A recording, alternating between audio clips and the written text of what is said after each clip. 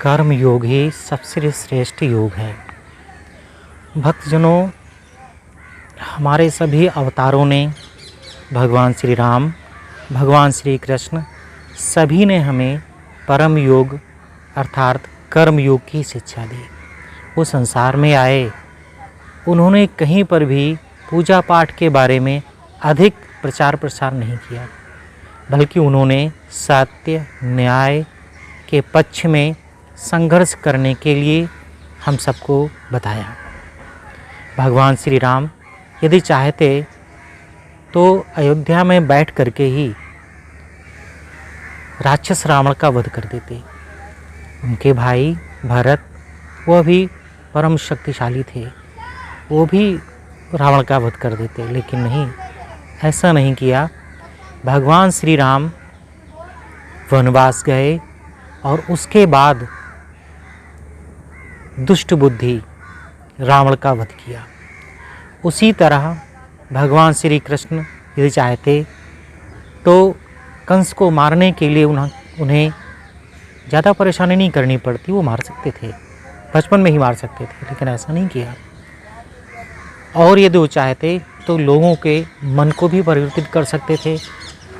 उन्होंने दुर्योधन को समझाया तो, परंतु मन परिवर्तित नहीं किया।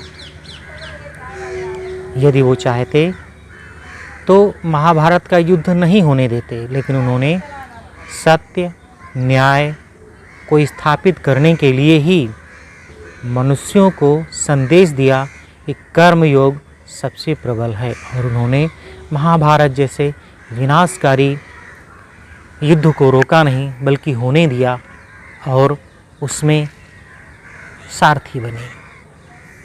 इसलिए भक्तजनों, जो लोग आपको ये शिक्षा देते हैं कि कर्म के बजाय हमें केवल भक्ति करनी चाहिए, बहुत ही आवश्यक नहीं है।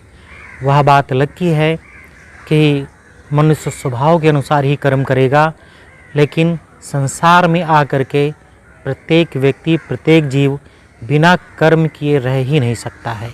और जब आप बिना कर्म किए रह नहीं सकते हैं तो आप उचित कर्म करें, और उचित कर्म आपको केवल भगवान ही बता सकता है और कोई नहीं।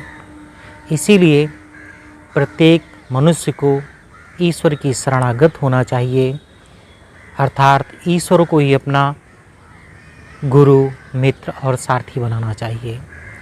तब जा कर के मनुष्य का कल्याण होगा और कर्म योग करते हुए वो परम पद को प्राप्त होगा।